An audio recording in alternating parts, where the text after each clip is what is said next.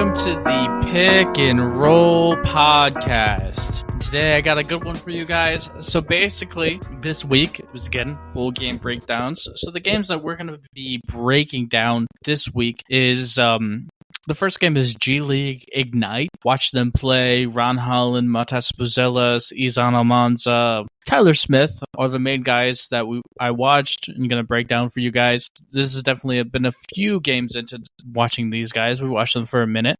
The next game up that we're going to go ahead and break down is Michigan versus Indiana. That was a really good game. You know, Indiana has Kyle Ware, who's a big-time NBA draft pick center.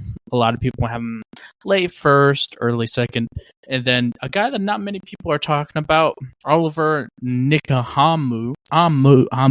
It's a tough last name. He used to play for Tennessee. This is his first year playing Michigan. And then Terrence Williams. Both of those guys are people that I could see as NBA prospects. So big-time game, big-time breakdowns. New names into the draft cycle that nobody's really talking about. The next game I broke down is Oklahoma versus TCU. So the main guy that I broke down from that game is somebody named Jalen Moore from Oklahoma. He's 6'7". And then from TCU, it's Emmanuel Miller, which is Leonard Miller's, he's the brother of him. We're going to go ahead and go break down Cal versus Colorado. We did break down Cal last week, so you guys are going to hear another breakdown of Jalen Celestine and Jackson Tyson. And we got to see a full game of Cody Williams and Trista da Silva, which is big because they've been hurt lately. And then another big-name guy that a lot of people are talking about in mock drafts that I've been much lower on than everybody else, is Zachary Richer. It's going to be the third time we watch a full game of him. So it's definitely going to be fun. You guys are going to want to listen to that breakdown. It's definitely some new stuff that I saw in this game. So it's really be intriguing. So yeah, we're going to go ahead and start it off with the G League Ignite breakdown. So let's start with Ron Holland. Ron Holland so far at G League Ignites averaging 17.3 points per game, 40% field goal percentage, 16% three-point percentage, 81% free throw percentage, 6 rebounds, 2.3 assists. Ron Holland, 6'8". The dude, the more you watch him play, every single time you watch him play, something becomes very evident. So nobody can stay in front of him. I mean, this man is so strong, so quick with his first step, has such a good handle. I stated it again and again and again, but that's this extremely elite selling point that he has. There is no forward in this draft class that is good as he is getting to the rim. It's truly special. His defense really depends on when is he focused in that game or not? What's his attention level for the defensive end in that game? This game, it was pretty average, nothing overly great, not as good as the last game that I watched him play, defensively speaking. There are some flashes of mid-range shot creation, not mid-range shot creation, but mid-range pull-up jump shot and maybe a pull-up three-point shot. But the issue is the three-point shooting. 16% three-point shooting is really poor. You know what I mean? And it's a tough prospect because he's one of those guys that just has a ginormous ceiling because of how truly dominant he is getting to the rim. But there's a pretty low floor there as well because if, the three-point shot doesn't develop at all, there's a chance that he couldn't be starting on an NBA team because, defenses in the NBA are going to sag off of him and, just play him towards the rim and things of that nature and make him into a shooter, right? That's the way defenses cover these kind of guys. And even though he is so gifted getting to the rim, it's going to be interesting. He's definitely a boom or bust guy that won't fall too far down the draft because of just how elite his gifts are. So I still have him graded 6 through 8 draft pick. That just shows how elite his traits are. And how elite his handle is. His handle is very good. That handle cannot be understated on how good it is and how elite he is getting to the rim. It is truly special. His 6'8" frame plus that handle makes him a very unique prospect. And, that's why he was talked about the number 1 pick for a very long time because got elite gifts oozing out of him. That's Ron Holland. We're going to go ahead and break down Matas Buzelas next. Matas Buzelis is 6'10". Right now, he's averaging 11.8 points per game off of, so far, 37% field goal percentage, 19% three-point percentage, and 81% free throw percentage for 1.3 assists. So, Matas is somebody that's got a really good handle. He can definitely get to the rim really easily. He's got still some really nice touch floaters type of finishes near the rim. It looks really nice and fluid and natural for him. He's a very intelligent cutter. The point forward gifts are still there. I mean, he's a very, very good passer for the size. I do think that, he still can be exposed by quicker and faster guys getting to the rim. One thing that he did show that was interesting is he was shot blocked at the rim that game very well. He was a good rim defender in that game. Now, he's not a center, but as like a weak side shot blocker, oh yeah, the intrigue is definitely more intriguing for him defensively there. He looked pretty good in those situations. You also did see him like at the mid post, where a lot of passers, think of Draymond Green, the Golden State Warriors offense. You see him in the mid-range, mid-post area, looking for cutters like Steph Curry, Klay Thompson coming off their off-ball screens. We saw him in that situation in the G League Ignite game, which was nice to see because that's really the spot that he would be ideal in the NBA, is initiating offense for his teammates. So, he's an intriguing guy, also a high upside guy, just like Ron Holland. But, the reason why I have him graded as a 14 through 18 draft pick is because unlike Ron Holland, he just doesn't have those ridiculous athletic gifts to beat by people. So if they're going to drop sag off of him, then he doesn't have the athletic gifts to really go downhill and be super elite to overcome those type of things. And he's in a tough situation, and right now I have him graded through 14 through 18, but he could fall down lower in the draft board the more I think about it, because it's just such a tough fit for a guy like that to not be able to shoot the three, and 16% is abysmal. So yeah, 19%, my bad. So far off. Alrighty, we're going to go ahead and kick it to the next guy of the G League Ignite team, Tyler Smith. And Tyler Smith is 6'9". He's really smooth, moving defensively, switchable, really long. In this game, he definitely did a really good job as a stand-still shooter. And, I forgot to mention his shooting splits are, he's averaging 10 points per game, 42% field goal percentage, 42% three-point percentage, and 60% free throw percentage. That 42 three-point percentage is really the selling point for him. He's a 6'9" guy, thinner frame, but he moves really well. He's a pretty good screen and roll guy. He can also pick and pop at the three-point line.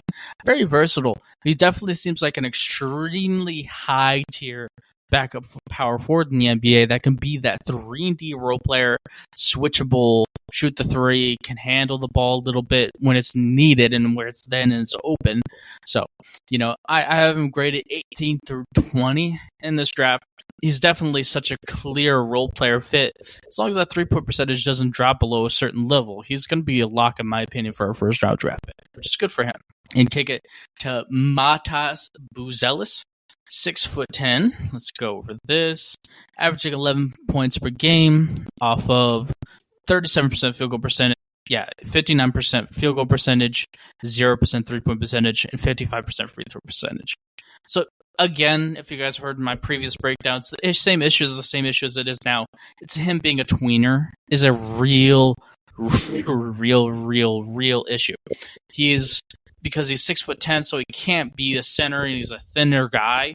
So, on top of that, he doesn't have power forward skill, so he can't really be a power forward either. He's still such a great defender, so switchable, so elite defensively. He could post very well. He finishes the rim very well.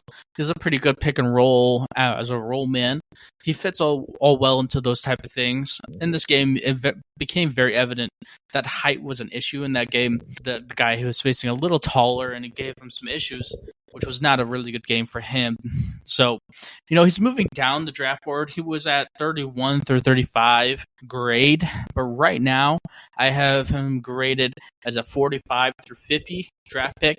I personally feel like the height that he got shown issues with definitely wasn't a good sight to see. And you know what I mean? And they're only going to get taller and bigger in the NBA than the G League. So that's an issue for Izan Almanza. The next game to break down is Michigan versus Indiana. So Indiana has Kyle Ware, He's a 7-footer. Right now, he's averaging 14.8 points per game, 1.8 assists, 1.6 blocks, 67 free throw percentage, 42% 3-point percentage, 55% field goal percentage. So Kyle Ware in this game, he still showed you the amazing standstill 3-point shooter, which is really his elite skill, NBA draftable skill. And, that 42% 3-point percentage is unreal. He's definitely somebody that's got really good feet and moves really well on the perimeter. He's an above average to good athlete for the NBA. Inside and at the rim, he showed a lot of flashes of shot blocking at the rim pretty well. Again, he has a thinner frame, so it's going to take time for him to put size on his body to be able to be a starting center in the NBA. But whenever that happens, that won't be an issue as much as it is now, just because he's a thinner guy. I definitely would like to say also, in the post, he looked pretty good today. You haven't really been able to see him in the post, but he looked really natural in it. His footwork looked really nice, and it did show some potential. It looked really nice, and he had some really good moves in the post. And this guy is really showing why he was a 5-star prospect last year coming out of high school, because he's definitely putting it all together this year, unlike what he did last year at Oregon. All right, so we're going to go ahead and break down the players on the other side. And the main guy to break down from Michigan is Olivier Nakamura. He's 6'9" senior from Finland.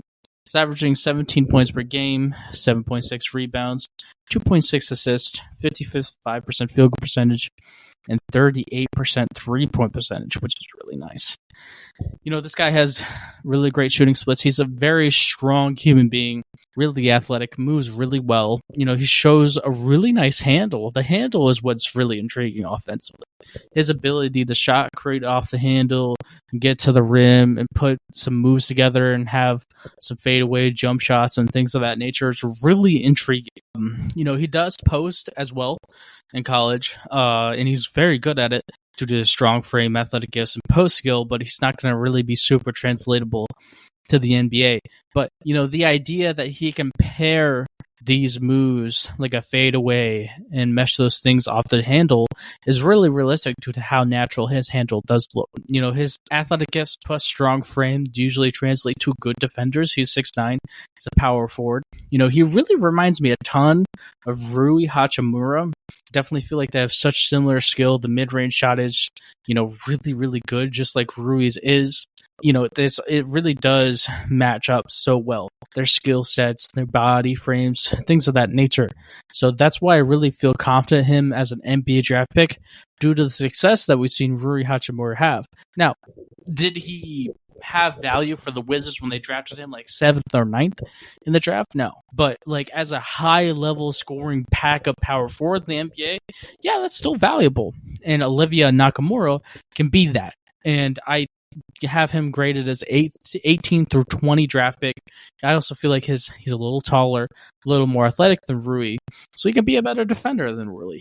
And I'm really intrigued by his game, and I definitely feel like it's really NBA translated.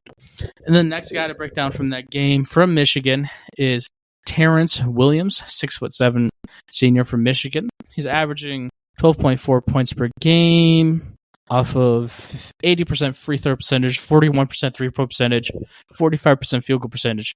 And, this guy can really shoot the three, but I do have him graded undrafted because I think he's a little too tight. Just a smidge too tight quickness and athleticism and the way his hips move and defensively. And he's a thinner guy as well, which is an issue defensively. If I had to make like a 60 through 90 guys, he would be in there, right? And I definitely feel like he'll have a stint in the summer league. I definitely feel like I could definitely see him on a summer league roster, but I don't view him as an NBA draft pick. But he's very, very close. All right, the next game that we're going to go ahead and break down is Oklahoma versus TCU. And in that game, we got Jalen Moore from Oklahoma. He's 6'7" junior. Right now, he's averaging 9.3 points per game, 1 block, 82% free throw percentage, 43% 3-point percentage, 50% 4% field goal percentage. So when you talk about him, it's very apparent as soon as you turn on the film. This guy is an athlete. He's able to move so smoothly, just defensively. He is so impressive. And he's really strong. He's got a really good, strong frame. And you mix that with his athletic gifts, and he's one heck of an on-ball defender. I mean, special defender. You know, the 40, what was it? The 43% 3-point percentage is really elite. That's a really elite 3-point percentage. The only thing is his handle's extremely raw. You know, it's tough for him getting to the rim. You don't really see many flashes of it. If we did see more flashes of it, he would be a first-round draft pick, in my opinion, because he defensively, athletically, body frame-wise, reminds me of OG Anunoby. I feel like he's an OG Anunoby clone. And defensively, you need strength to be able to defend and be 3-and-D guys. And, you know, there's a reason why the PJ Tuckers of the world, the Kawhi Leonards of the world, the Scottie Pippens of the world, the LeBron Jameses of the world, those kind of guys, stronger guys, are usually the elite defenders. And Jalen Moore has the body frame to be an elite guy defensively and has the elite substantial 3-point shooting. But the handle is just so very, very raw right now. His gifts are too elite to leave out of the draft, though. I have him grade him as a 45 through 50 draft pick, but if I see handle flashes, he'll skyrocket to the first round because his gifts are undeniable.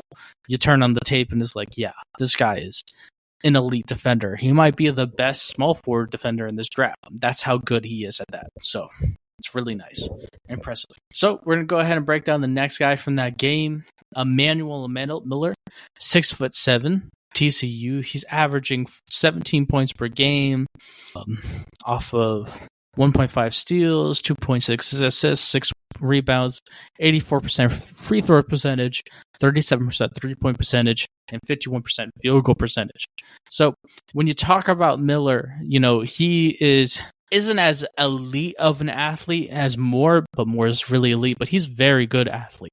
Really good defender, on ball. He has a really long wingspan, so that's really impressive too. He's a strong guy defensively. I mean, he's so good defensively that they used him as like backup center. Like he was guarding the rim sometimes. That's how good he is defensively. I mean, it is. Dude can really defend. Obviously, with the 37% 3-point percentage, the base floor here is a 3-and-D wing. That's a very good defender.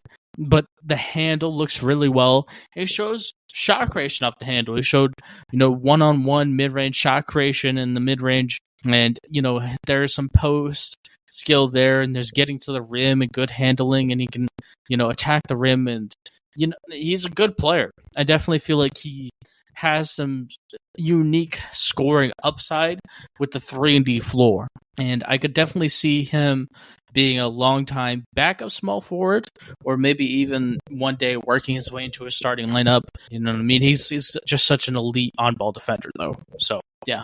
Emmanuel Miller is the guy from TCU. We're going to go ahead and kick it to the next game. All right, so the next game to break down is Cal versus Colorado. We're going to go ahead and break down the Cal side of things first. So the first guy to break down is Jalen Celestine. Jalen Celestine, 6'7". He's averaging 7.9 rebounds a game, 80% free throw percentage, 50% 3-point percentage, and 48% field goal percentage. You know, this guy still does.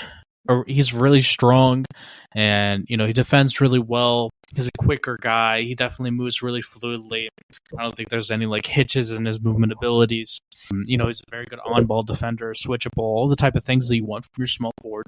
You know, he can be a rim attacker. He's a elite standstill 3-point shooter. The 50% field goal percentage speaks for itself. That's insanely elite. And this is a guy that can be an ideal rotational 3-and-D guy. You know, and I have him graded 40 through 45 draft pick. He didn't really show anything new this game than last game, so he's going to stay where he is at. We're going to go ahead and break down the next guy from Cal then, which is Jalen Tyson. He's 6'7", averaging 20.7 points per game, 7.1 rebounds off of 3.1 assists, and 51% field goal percentage with 37% three-point percentage, 80% free throw percentage. And, this guy is a very good passer still. He definitely has an odd scoring ability where it's a lot of angles and attacking feet. And he's a very intelligent scorer because he's not overly gifted athletically, but he does it a lot from attacking feet, doing all those little things. He has a very odd finishing bag at the rim, and he's an off-tempo scorer. He's very odd, hard to get a read of. Right now, I have him graded as a 56 through 60 draft pick. He's a very borderline NBA draft guy, but his scoring skill is intriguing. But it's not overly translatable to the NBA. It's a really tough scout, to be honest with you. It's a really interesting game. We're gonna go ahead and break down the Colorado side of things. Then, first man up is Cody Williams. Finally, he's healthy. Thank goodness he's healthy, so we could watch his games. He's 6'8" from Colorado, 14.3 points per game, off of 0.08 steals, 2 assists, 3.6 rebounds, 71% free throw percentage, 46% three-point percentage, and 58% field goal percentage. So, this guy is a thinner guy, but in this game, he's still a very good defender. His thinness gets in the way of him being as elite as he could be defensively, but later down the line, he'll be a better defender. He's a good athlete. He's still the 45% three-point percentage is extremely rare. He still shows you some rare flash. I definitely feel like the biggest thing that he showed in this game was passing. He definitely showed a higher level of passing than I've seen before from him. It was really interesting to watch. He made some really tough passes. He has some natural passing gifts. And if I had to put it in perspective, I'd say if he was a point guard, I'd say he'd be an average passer for the point guard position, which is nothing but a compliment. Right, so at the small forward 6'8" length, it's really intriguing, and you can definitely label him as a point forward.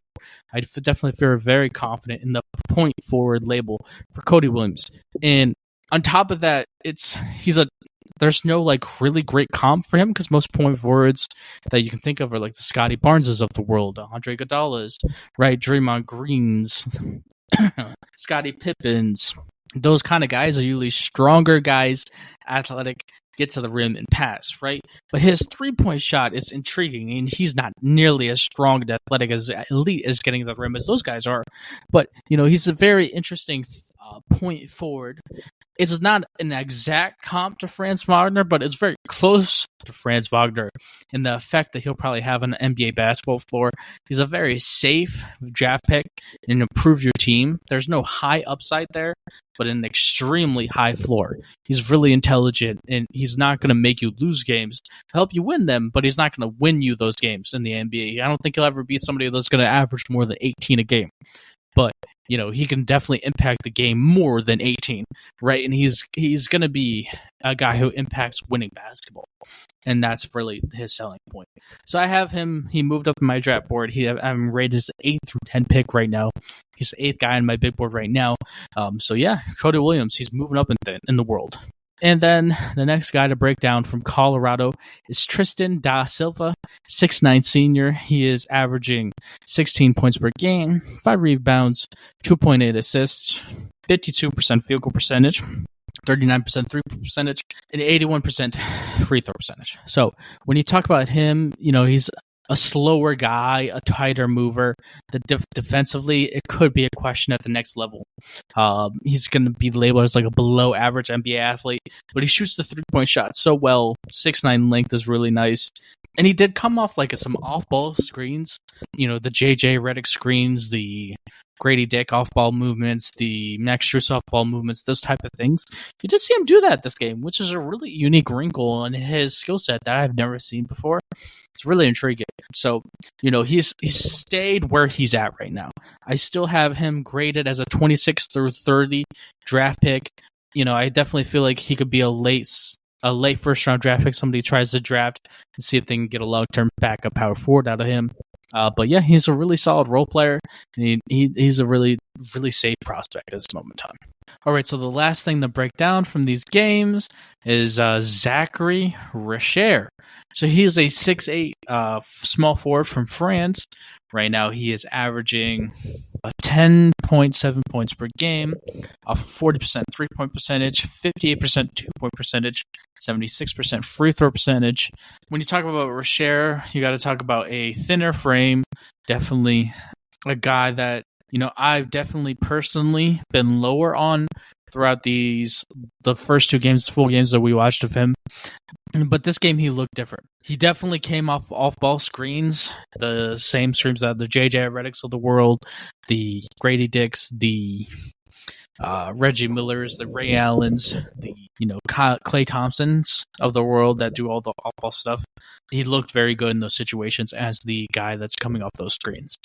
And he's definitely still such a great standstill three-point shooter. But what's really interesting is he was going to the mid-range, and he had like a pull-back, step-back mid-range shot that looked really smooth. I mean, it looked really elite, and that was really intriguing. He also had a possession where he was handling to the rim. It looked really fluid, and his handle looks really fluid. And I've never seen him do anything outside of stand at the 3-point line for 2 full games. So it was mind blowing to watch all this skill from Zachary Richer, and it was very intriguing. So I can definitely see why everybody else has been so high in him. I must have just gotten unlucky that the 2 games I watched just didn't really show that. Luckily, this is why we watch multiple full games of guys. So Zachary Richer is really moving up my draft board because also on top of everything, he has extension cords for arms. I mean, his wingspan is insane. His arms are really long. So, his ability to shot create off the dribble, even though he's not like an overwhelmingly good athlete, he'll still be able to get a shot off because his release point is so high with the wingspan and the 6'8". I mean, he might have like a 7'2", 7'3", 7'4" wingspan. It is ridiculously long. So, the flashes of shot creation off the dribble that he had was very good. And, right now I have him graded as a 6 through 8 draft pick. As of right now, he's the 4th guy on my big board. He's really flown up, but hey, man, the intrigue is very obvious. I personally right now think he's a better version of Nicholas Batum. I also think there's some Chris Middleton there, scoring-wise. Interesting guy. Very interesting. But, yeah, the shot creation, the smoothness, how easy it looks for him, the length that he has. I can understand why everybody else has been having him as a top 5 guy. I take my eye tests very seriously, just because I said before that he was a early second round draft pick doesn't mean that I'm gonna stick to that grade when I trust my eye tests, and I'm not gonna be stuck in stone like that. So Zachary Richer has flown up the board. He deserves it. The eye test looked really great, and I definitely can't wait to watch him play again. We're going to watch a lot of these French guys coming up in these future games. So and that is the last game for this week. So I'm going to go ahead and give you guys a little intro into what's going to be coming for you guys next week. So, USC is going to play Colorado tonight, which is the 13th. So hopefully all those guys play. Isaiah Collier, Bronny James, Cody Williams, Tristan Stilla, Kobe Johnson, all those guys. Hopefully they all play. I'm really excited for that one. It's going to be a big game. We got a UConn versus Creighton. Oh, man, I've been waiting for so long to scout Stephon Castle because his 3-point shooting has really plummeted to a really scary area. So I really do want to get a good feel for him. And so he'll probably move on my big board based on what I see. Obviously, Donovan Clingan's super elite. I really can't wait to watch him play. Man, he reminds me so much of Roy Hibbert. And then they're going to play against Creighton with Trey Alexander and Ryan Kalkbrenner. Trey Alexander's a late first-round draft pick for most people. I personally have him really comped to Taylor Horton-Tucker. And then we got Duke played Notre Dame on January 6th. Tyrese Proctor, Kyle Filipowski. And Notre Dame has a freak athlete that's 6'10" named Kerry Booth. I'm really excited to see what my full game eye test is going to say about this guy. It's really intriguing. And also next week we have Oklahoma versus West Virginia. It's a really big game. Jalen Moore, like I broke down from this podcast, it's going to be really interesting to watch. And West Virginia has somebody named Raekwon Battle that's been losing his mind scoring wise, and I saw him in a short, a quarter of basketball, and he looks like an NBA draft prospect. So I'm really intrigued to watch him play.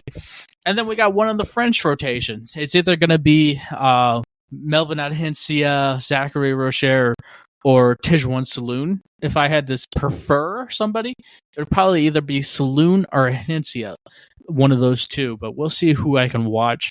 But those are the 5 games that, in theory, without anybody missing any games, which is never what happens, that we'll be able to watch.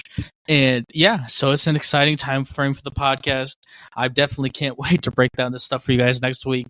Oh man, I can't wait to watch Isaiah Cutler, Ronnie James, and Cody Willis go at it. It's gonna be great basketball. So yeah, I'm really excited. Thank you guys for listening. I really appreciate all the listeners. I really appreciate the people that are going to the mock draft website that's got all my mock drafts and my big boards. The big board does get updated as soon as I watch games. So everything's moving on that big board constantly based on what I'm seeing. And I definitely really appreciate everybody that goes to our TikToks, my Twitter, Instagram, YouTube, all those type of things. Or if you just listen and you appreciate the podcast and you enjoy listening to it, I really appreciate it. So yeah, thanks you guys for listening. Have a great week, and I'll see you next Thursday.